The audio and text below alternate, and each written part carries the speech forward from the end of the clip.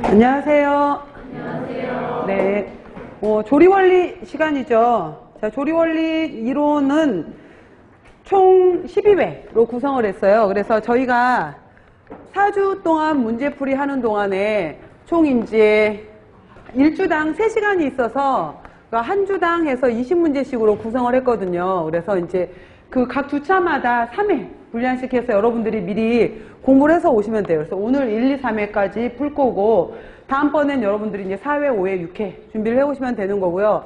그래서 조리원리 같은 경우에는 2교시 시험 문제, 2교시 시험 문제에서 식품학 및 조리원리로 해서 들어가게 되면서 이 조리원리 과목 같은 경우에가 오히려 딱 떨어지는 과목이 아니라서 이게 굉장히 헷갈려요, 여러분들. 그리고 이제 이론 공부해 보셨으면 아시겠지만은 외워야 될 게 굉장히 많아요. 많고, 조리원리 같은 경우에는 또 단독으로 조리를 물어보기도 하지만은 식품학 베이스가 없으면은 또 풀기가 굉장히 어려운 부분이거든요. 그래서 조리원리라고 했지만은 요즘은 이제 사이언스 이렇게 들어가게 되면서 조리과학으로 들어가게 되면서 오히려 여기에서 이제 뭐 실험조리라든지, 그래서 저도 이제 실험조리도 들어간다라고 해서 다음번 제가 구성하는 문제 중에서도 예를 들어서 오늘 문제 중에도 달걀찜 문제가 있을 거예요. 그럼 달걀찜 문제에서도 달걀찜에 우유가 들어갔었을 때, 뭐 설탕이 들어갔었을 때,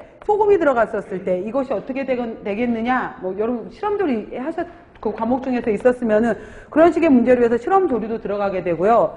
그 다음에 가공 및 저장학이라고 해서 가공 저장학도 포함시키겠다라고 했었는데, 여기에서 가공이라고 나오는 것은 별다른 것이 아니라 우유 유제품의 가공이면은 치즈버터가 되겠죠. 그 다음에 두류에 있어서의 가공이다라고 하면 두부가 되는 거잖아요.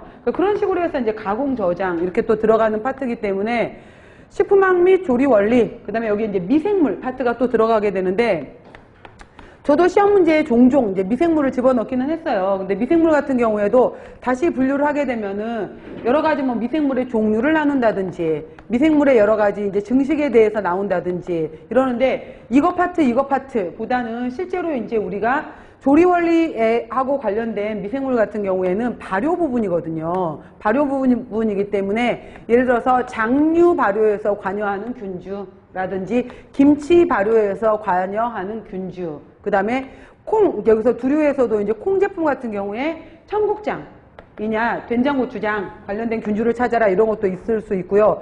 그 다음에 이제 우유 유제품을 가지고서 치즈라든지 요구르트에 관련되는 균주 이름은 무엇이냐라고 해서, 저는 이제 제가 다루는 파트에서는 이쪽 발효는 이제 조리하고 관련된 발효 부분의 미생물 균주 얘기를 또 할 거예요. 그래서 이 조리원리 부분에서는 총 40문제잖아요, 여러분들. 그래서 예전에는, 전에 바뀌기 전에는 식품학, 그리고 식품 미생물, 그 다음에 조리원리에서 전에 이제 50문항이었었거든요. 50문항이게 되면은 대략 식품학에서 22문제, 그 다음에 조리에서도 20에서 22문제. 그래서 이 식품 미생물 파트에서 작게는 6문제, 많게는 10문제 이렇게 나와서 이제 50문제로 구성이 됐었어요. 근데 지금 이것이 이제 총 50문항이었다가 바뀌었던 게 이제 40문항으로 바뀐 거잖아요. 그래서 일단은 저도 조리원리 구성 문제는 각 회당 20문항 정도로 해서 구성을 했어요. 그래서 이런 식으로 해서 2교시 시험 문제로 들어가고 식품학 및 조리원리가 있고 총 문항수는 40문제 이렇게 기억을 하시면 돼요. 그리고 이제 같이 이론 교재 있으신 분들은 이론 교재랑 같이 병행을 하시고 보시면 되는데, 첫 번째 여러분들 조리 원리 같은 경우에도 목차를 한번 살펴보시게 되면은 맨 처음에 나왔던 게 조리 원리에서도 개요 부분을 얘기했었어요. 조리의 개요, 여러 가지 개요에 대해서 얘기했었고, 두 번째로 들어왔던 것이 이제 예를 들어서 공유, 그 다음에 전분, 그 다음에 밀가루 이런 내용들이 있었고요. 그 다음에 탄수화물류에 해당이 되는 것들이 쭉 있었어요. 그래서 서류 부분이 있었다든지 당류, 그래서 이제 두 번째 크게 들어오게 되면은 공유, 전분, 밀가루, 서류, 당류, 주로 탄수화물이 많은 것들이죠.